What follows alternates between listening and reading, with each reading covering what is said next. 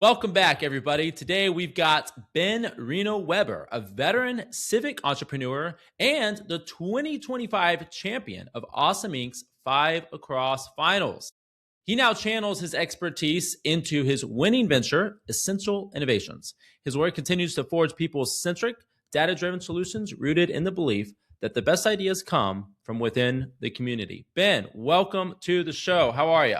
I'm great. Thanks for having me. Yeah. Yeah. Looking forward to it. I think it's going to be a good time. We got to actually see you pitch at 5 Across back in December. It was a grand time. So we're looking forward to jumping into some of that. But let's head off here with an icebreaker. Yemi, why don't you go ahead and take us off there? All right, Ben. So which would you rather have? A massive one-time windfall that hits all at once, or a steady, predictable stream of passive income for the next 15 years? Windfall. That's my guy. Yeah, same. Do love a good windfall. Give me a windfall and then I can make passive income. Yeah, exactly. Man. We'll turn that into ongoing. All right. Are you an inbox zero kind of guy, or do you have like 7,200 unreads right now on your mail icon? On a good day, I'm an inbox zero guy. Let's go. All right, Man, we're getting along really well, bro. Look, all right. I admire those. Listen. This is my jam. I'm gonna pull up my home screen. This is my home screen on my iPhone right now. Do you see how many red ones? Oh, 0. Wow. Yeah, no, I'm not there. I think I'm at 72 at this second, but I've been busy today. That's all right. No. Anytime I hear somebody like that, that's their desire. I'm like, okay, we're in good company. So I'm moving things around because I literally just knocked my water bottle. Oh my God! Both of you? Really? Now Let's I'm embarrassed. Go. All right. 52. Then now 15 because I'm on a text chain with a bunch of idiots. Okay, this is the kind of peer pressure. Years ago, I was at a work conference and we were going to get Uber somewhere, and somebody started talking about Uber ratings, and so they're all like, "Oh, let's pull them up." I was the only one with a perfect 5-star passenger rating, and like nobody could believe it. Well, at that, like I've never been drunk. I didn't even drink at that time at all. Wait, so I was actually going the other direction. Like, what did they then have to like have a confessional moment? Yeah. They're like, well, nobody has a 5-star radar. Yeah. What? Well, doesn't everybody have a 5-star? Well, that's the thing. Some of them had like 4.6 and so on. I'm like, that's a couple bad trips, dude. Like, yeah, that's not one. Yes, like, what's going on? Yeah. Although I will say this, so we do a lot of work with frontline workers and, normal people, which as business owners and tech entrepreneurs, frankly, there's a lot of disconnect. And I was out with a group of folks and they were like, "Oh, does anybody have an Uber app?" And like, when you think about, do we lose him? Nope, I'm bad. I'm just cleaning up the water mess I made. You're good. There's water all over my desk. That's going to get you a 4.6 rating right there. I have but my tenant. No, my lease but I was with this whole group of people, and there were only 2 of us that had ever ridden an Uber. That is bonkers. Well, but I think this is actually like one of the most interesting moments of our entrepreneurial ecosystem right now is understanding those disconnects where, in our universe, obviously everybody has Uber, right? Obviously incorrect. And not understanding that what those barriers are to people is one of the major issues that I think, we'll talk about today, but need to get addressed. Yeah, that's awesome. Well, let's hop into it then. Let's start with, I mentioned the 5 Across win you had back in December, right? Yeah. So I want to tease that a little bit. I think for a lot of people, when you think of a pitch competition, it's going to focus on a singular idea, right? Now you've been an entrepreneur for a minute. This is not your first shot here, but how did your experience so far in building organizations shape the narrative of this pitch with Essential Innovations? Like, what was the kind of all the background that led up to this? How'd that come together for you?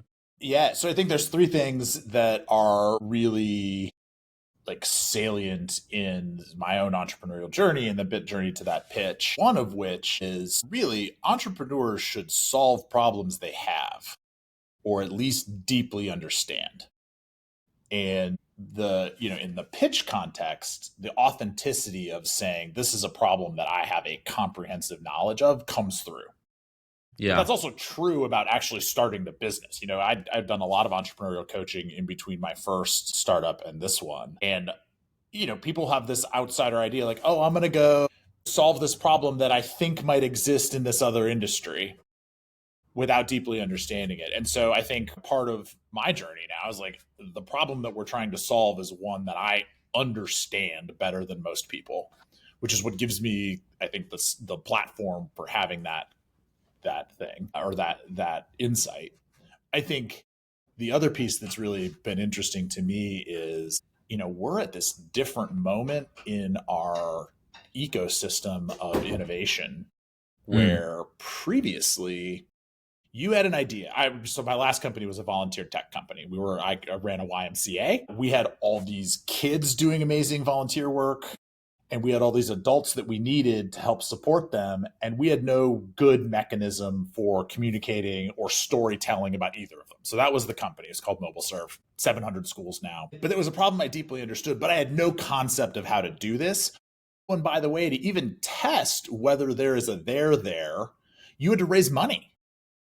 Like, tech was expensive. It was hard. Before I could put a product in someone's hands, I mean, we had to spend, our first super terrible iteration was a couple $1,000s. But then to get something that was, really able to be even MVP'd was at least 100,000. And we ended up spending way more than that. Yeah. And it's crazy. The last product that we added to our suite cost us 2 weeks of our chief product officer's time and a $39 a month Replit account, right? And that thing is like, and now she's a subject matter expert. She's like, there's not nothing to that. There is a lot to that, but the barrier is not capital anymore in the same way. The barrier is insight and then the ability to test. Can I get connected to the market so that somebody can come in? Because the first thing you put out is always wrong. Right.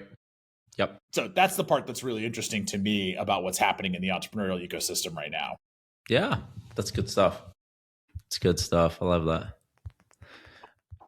I'm curious, like, just what would you consider the most valuable part of having gone through specifically the Five Across program, right? And was this your first time, like, previous to winning in earlier in the year? Was that in the spring that you first pitched? Yeah, it was in April.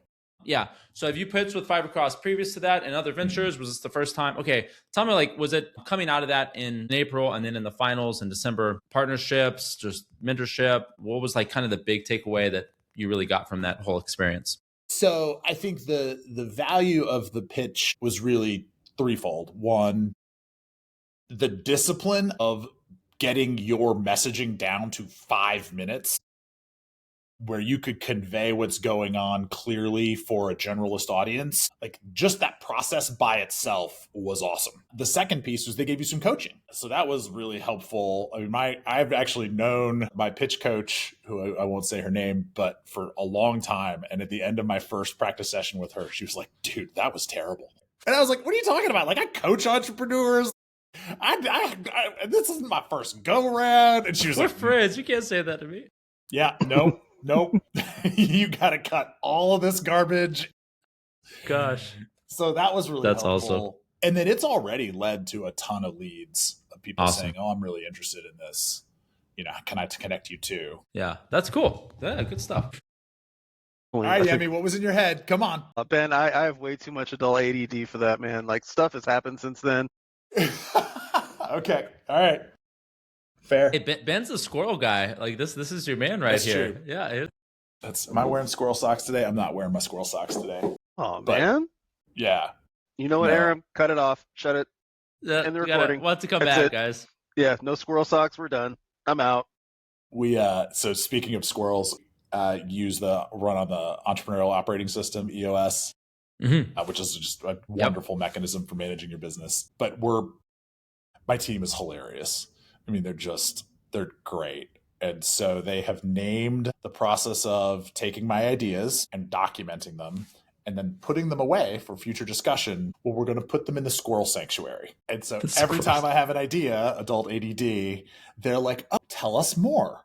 We'll sit and write that down. And then we will pet that squirrel and we will put it away into the squirrel sanctuary. And once every quarter, which is definitely the best day of my quarter, we get to pull out all the squirrels Oh, and that's see which amazing. ones we want to pursue. Love it. Love it. That's awesome. So, Ben, I guess you've had a lot of leads. What would you say has been the biggest thing since, you won Five Across? Because I was in the audience, and I'm always looking at this stuff like, if I had $50,000 in my pocket right now, which one am I getting money to? And yours seemed like a no-brainer because it was, and obviously I don't want to steal your thunder about, what it is that you guys do, but it was extremely cool because you're helping business owners find money. Yeah. And not just any break that business down owners. for us. Yeah. Well, Yeah. hey, buddy, I'm coming to pitch you soon. I know. So it's not just money, it's money to meet people's workforce needs. And particularly for folks with high turnover frontline positions, there is this real disconnect of I'm struggling to fill that funnel. And even more so as we're seeing demographic shifts, people are getting older. Frankly, we're a better educated country than we were. And so there are fewer people who are willing to do that kind of like, I'll pick on commercial cleaning or light manufacturing or construction or landscaping. So those two things are true. And then you see some of the federal changes around immigration policy. Mm-hmm. And now we're really struggling to meet those workforce needs. Now, the good news is that there's a ton of resources available and intended to help employers and those employees get jobs. That's the good news. And there's a ton of people who are interested in those jobs. You are particularly folks coming out of undertapped talent pools. So you are second chance coming out, you've got a federal felony conviction, you're coming out of the foster care system, you've been on long-term unemployment. We don't talk nearly enough about what's going to happen when the Medicaid work requirements hit. And particularly in Kentucky, you got a slew of people who are all of a sudden going to have to go do something. Now, for employers, oftentimes hiring from those population pools are scary. Like, I don't know what I'm doing. What happens if they steal something? But there's resources for that. There is a federal program that will bond employers against up to $40,000 of things that people might do when they're in substance use recovery or come in second chance. Why do so few employers do that? First off, they don't know about it. Second off, the paperwork's complicated. Then there's the Work Opportunity Tax Credit, WOTC. This is every time you hire somebody who's been in long-term unemployment, fills a slew of categories, you can get between $2,400 and $9,600 off to offset their payroll over the course of a certain number of months. And, a lot of companies don't do it, or their payroll company does it really badly and then takes 25% of it. Like, those resources exist along with a slew of others, but people don't take advantage of them. So that's what we do. I think in Kentucky, part of the reason that resonates in Five Across is like, oh shit, these are our people. Yeah. Did you have, I'm always curious, like you were talking about how at the beginning of the episode that you need to be pitching something that you actually have experienced and believe, like, this is something I know. This isn't like some ethereal concept that I think might change the world. So what was like a point of validation, I guess you could say, in your journey with Essential Innovations where you knew, hey, this is a direct solution here because of like this application that I've noticed? What was the story there? Yeah, so I actually started off trying to solve a different problem. So I worked for the University of Louisville in a program that was called the Health Equity Innovation Hub. And we were funded to help entrepreneurs who had a particular lived experience start companies that addressed some of their issues. So we did stuff like maternal health. We did stuff around food access. That was the goal. And as part of that, I could see all of these funding streams, mostly through Medicaid, that nonprofits who were doing Medicaid eligible work, they were doing targeted case management for folks coming out of jail. They were doing peer support as part of their employment programs, but they weren't billing Medicaid. Whereas, like, separately, a doctor's office could be doing the exact same thing and get paid for it. Yeah. And the reason that they weren't doing that was that it was scary. All the nonprofits involved are super overwhelmed. Something's on fire all the time. Yep. And the paperwork sucks. True. Right. Okay. But as we're talking about this, I'm like, yeah, the paperwork sucks, but like a rural orthodontist has figured out how to bill Medicaid. So like it can't be that complicated. Can't be impossible. Yeah. Yeah. And it turns out we've got this new friend called AI who can listen to your interactions and propose at least a first draft of like, well, here's what the paperwork you need to fill out. So that was the problem we started off to solve. And then as we were doing that in the workforce space, we tripped over this other stuff, which was actually even easier. And selling nonprofits on anything is hard. Even if you're like, here's free money, they're like, I'm overwhelmed. I can't deal with your free money. I can't take that. Yeah. But employers like, oh yeah, you're telling me that I hire Tina. Tina is coming out of a domestic violence situation, and you're going to offset the first 20% of her payroll percent if she makes it to 3 months. Wow. Yeah. Yeah. And what are you going to do about that? You're going to charge me 10%? Yeah. Done. 23 minutes. For sure. Yeah. That's awesome. So once we started doing that, we were like, well, what else could we layer on because we've got the data? So here's a weird one. Did you know that it is illegal for a nonprofit hospital to enforce medical debt on anyone who is approximately 200% of the federal poverty line or below? Wow. Okay. Did not know that. Right. So now you think about the workforce that does commercial cleaning, the workforce that does landscaping, not 100%, but like not 0% has that medical debt. It is illegal. The problem is that it sits in this program called Charity Care, that every hospital has a different set of paperwork and a different set of verifications, and great. So one of the things that we do is we say, okay, hey, great. Yeah, we'll manage your tax credit stuff. We got you. And there's actually more to the tax credit stuff that I can talk about in a minute. But like, as part of that, will you ask your employees whether anyone's got medical debt? And we'll just manage that for them. Interesting. Or, yeah, right? And then what else could we do? Folks who are on the margins, they're still often eligible for some iteration of food stamps. Yeah. Right. Which is great because we need that's money in working people's pockets. But the eligibility paperwork is really annoying. Except it's not. You just need people that know what they're doing. I think that's a lot of time. I don't need anyone who knows what they're doing except one time, because I fill out that paperwork, we tag it one time, and then all of a sudden it's in our system. Yep. And now we fill it out automatically. Yep. All right, yeah. That's good stuff. Now, before you go anywhere, I see your head. You're right. I'm like, okay. I'm just thinking of all the people that can be helped, because it's just paperwork is often the bane of existence. Right. And what is different from what we are doing from any kind of the philanthropic pieces, because there's been a bunch of attempts to do this that are all dependent on donations, is that we've got a revenue stream. We take 10% of the tax credits that we get for the employer, and that's our sustainability model. And it is so worth it for the stability of those employers who are like, well, gosh, I think I'm going to get my wages garnished because of medical debt. Now, all of a sudden, am I still going, or I'm making choices around transportation, and then I get into this horrible death spiral? Right. Yeah. So I'm curious, like just for the broader audience that maybe was at the pitch or hasn't known about essential innovations prior to this, give me an idea of like the roadmap in terms of scalability from where you're at now, because I'm assuming the bulk of what you're doing is Kentucky focused. But I'm sure you're not limited to that, right? But I know there are state programs, and then you have the federal programs. And like, how do you navigate those, and what's the accessibility across like a broader range of the U.S. and those types of things? Yeah. So what's been fascinating is that we're very young. Let's just be super clear. Yeah, I think we just signed customer 18.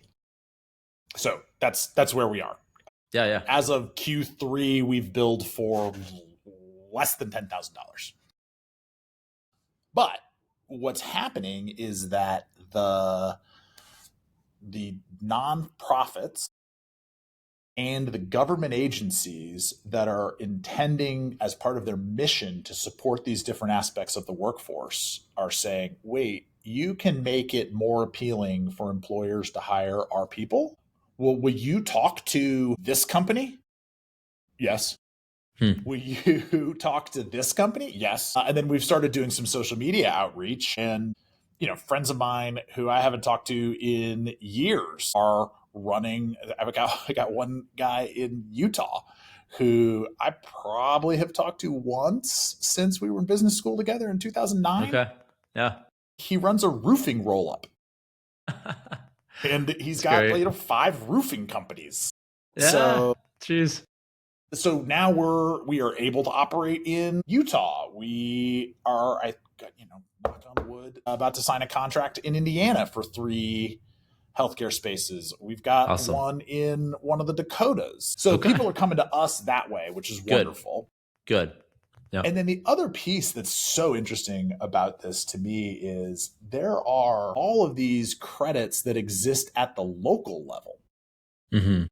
So I was in Owensboro, Kentucky yesterday and talking to their workforce investment or innovation board.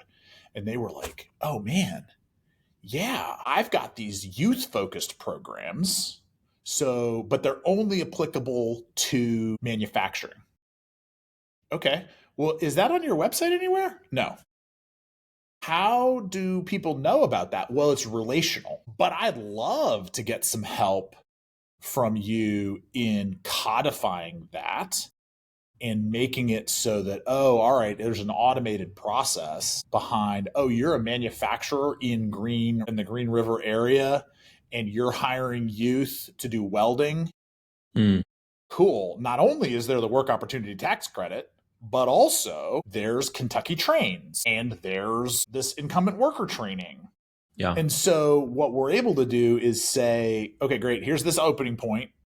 Here's some ways to support your workers. And also here's in your industry and your geography, here's this. And we feed all that into our little AI bot, which we're tentatively calling Form Factory, and can spit out resources for the employers. That's awesome. I'm excited. This is, we're obviously going to talk subsequently as well, but I just think everything that's going on here is, and I'm curious too, is like you talked about how previously programs that have attempted to do what you guys do were coming from like the nonprofit side and trying to raise money. Is that like one of the primary differences here? Is that like nobody thought, oh, we could just do it as, a normal for-profit business model and just charge on the tax credit? Is that just how novel the idea was of just switching the revenue system? Or I'm super weird because I think where this becomes interesting is where you can combine these different pieces, but to combine them, you have to see them, and then you have to not be scared of them. And then you also have to have an innovation background. And then you also have to have the technological savvy to do this. And so, that's where this gets very interesting. But I'm also not super worried about anybody chasing us for 2 reasons. One, the market is so huge. Frankly, please, brothers. Yeah. Let us all educate the market together, and then we'll fight about who's, gets what share of it. Salesforce has 23% of the CRM market, and they, own a building in many major cities. Right. Fine. I'd be satisfied with that. Yeah. And then the other piece is, frankly, the people who deeply understand this will have a very hard time starting it. I might understand the healthcare piece of this, but then being able to translate that to the workforce, then being able to translate that to the education sector, not very many. Again, you should innovate in the places Okay. So Ben, for other entrepreneurs like yourself, like social entrepreneurs with an idea that's going to impact the community, what would you say your biggest lesson from the Five Across experience is in terms of how to effectively present like a cause-focused venture as a strong investment? I would say know your audience. Okay. Having been a nonprofit CEO, the temptation is always to lead with the social good. And that is right if what you're trying to raise is philanthropic dollars. But I'm trying to build a venture scalable business. Yeah. And so what I'm going to lead with is that my net margins are 90%. Mm-hmm. What I'm going to lead with is that my cost of customer acquisition is actually, I think the end of this year, my cost of customer acquisition will be negative. There you go. I think people will land me money and then will land me leads. I will land them and then I will upsell them. Yeah. Because like, would you like a higher percentage of free money? Yes. And my average demo is 23 minutes. If you don't understand what we're doing in 23 minutes, I'll have one more meeting with you. And if you're not interested at that point, that's fine, but I got to move on. Yeah. Yep. And so I think that piece, what has been great about kind of that venture scalable piece is like, you get real tight. You got to understand this, but don't lead with how you're going to change the world. Lead with how you're going to make money. And then by making money, you're going to change the world. Yep. I love it. It's great. And I think that's what's so refreshing to hear from that aspect is they do often get cast as like competing worldviews, right? It's like the philanthropic, the civic focus, the let's change the world is at odds with let's also be productive and make money. Yeah. And I've always hated that because it's like they are not mutually exclusive. Nope. And there's no reason to think that they should be. And in fact, I tell my own employees, when they get hired on, it's like we pay well above the state average for any of our positions. So we have a great time with retention. Like that's just never been a problem for us. And I tell them like, dude, I'm going to pay you well enough that I want you to stick around for a few years. But the moment you get a really, really good paying job that's above me and I can't compete, I'm going to write you a letter of recommendation. I want you to progress. I don't want people making X amount of money for the rest of their lives. I want to go here. I want you to go up. And that's how like communities are well formed is that there's a path to progression, not just everybody sustaining or kind of getting by and like, no, you really want to build people up. So I love that you have that approach, the background that you have of doing good things for people and communities. But now with this focus of, hey, can we also drive it really quickly with a productive model? And so, yeah, that's amazing. It's really good stuff. It's fun. Yeah. Well, Ben, this has been a great time having you on. I appreciate you joining us, man. And I look forward to doing some one-on-one chat with you and talk a little bit more in depth here pretty soon. And love what you're doing, man. Look forward to hearing more about it personally. And for anybody that is wanting to get connected with you, tell us where to go. Where can we send them? Yeah, it's essentialinnovations.com, ben@essentialinno.com. And you can write on there, be like, oh, I'm this kind of employer. I hire this number of people. Here's a wild swag at how much money I'm leaving on the table right now by not doing this. But the part that's really fun is that we want to be the innovation lab for employers like you who care about their employees. And we want to give your overwhelmed HR team free resources they don't have to think about.